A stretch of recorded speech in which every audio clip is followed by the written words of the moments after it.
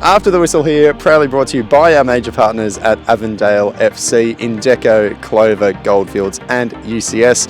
I'm here with Yitay Towns after a 1-1 draw with Heidelberg. Yitay, what do you make of the game and the performance overall? I think the first half we came with a lot of energy, the same energy we brought against South Melbourne. It was a very, very tough arm wrestle in the first half as well, just everyone feeling each other out.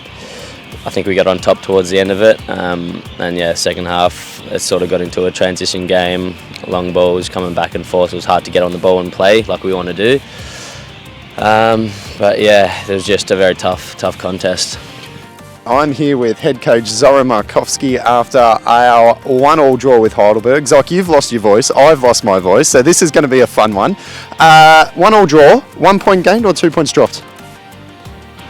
I think for 70 minutes, Bransen, I thought, before Zara scored, I thought we were the dominant football team in that game. And to me, I think it's 2 points dropped because we really dominated the game for 70 minutes. But you got to give credit to Heidelberg. They're a resilient outfit and they pushed for 95 minutes and got their equaliser. We took the lead, and let's talk about that equaliser. It was a mistake at the back, an unfortunate goal to concede. How much does that sting, knowing, as you said, that you thought we were the dominant side, and then to concede in that manner? How much does that hurt? It's frustrating, but I'm not going to blame Rory Bryan. Rory Bryan's been outstanding for 10 games he's played for us, and the kid obviously fumbled one and Zara didn't know Zara was there, took it off him and put it away. But I'm really proud of our boys. I thought we really played some good stuff and probably should have been leading by 3 goals at half time. Got in behind them a couple of times and really dominated the first 15 minutes of the second half, where I think Chris, their goalkeeper, made a great save off Christian, and then Yitay had a free header at the back stick, open goal, and I think Stefan Zinni went on an angle and blasted over the bar, and the game could have been put to bed 15 minutes into the second half, but we'll take the point and move on to the second half of the season next week against Oakley. What impressed you the most about today's performance? The resilience we showed, the physicality we showed, especially defensively, and Yitay, Reedy, Scotty, they set the tone early on in the game, and the boys just lifted, and we really, really opened Heidelberg up by moving the ball quickly and getting into wide areas and created a couple of really good opportunities. So the pleasing thing was the physicality we showed and the resilience. Our ball movement was good, so I'm really proud of the boys again. Playing Heidelberg United, it's always tough. Always seems to be a physical game, always seems to be a tight encounter, big rivalry sort of game. What was our approach to that, knowing that they're going to be super physical?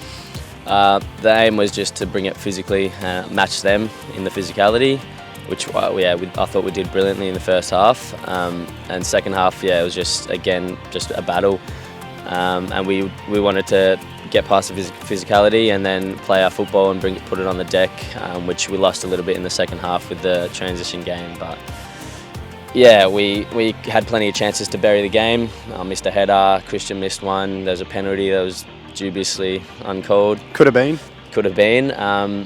It's just we take those chances and then it doesn't matter if we cop a stupid goal, I guess, but we sort of shot ourselves in the foot and we move on.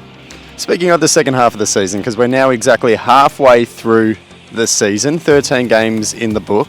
We're on top, 2 points clear of Bentley, 1 loss so far. What have you made of the first half of the season overall, now that we can look at it as a whole? When you look at it over a whole, I think the injuries that we had from round 1, 9 and 7, probably to around 9, and getting players back now overall, if you would have told me we'll sit on top of the league at the halfway mark with the injuries we had, I thought, I'd have probably laughed at it, Bransen, but that's a full credit to the boys. We haven't lost a game since the Green Gully game, that was round 3, so we're pretty much 10 games undefeated, but there's a lot of teams in form. You can see the ladder at the minute, it's really tight, but it's gonna go down to the wire this year, I reckon.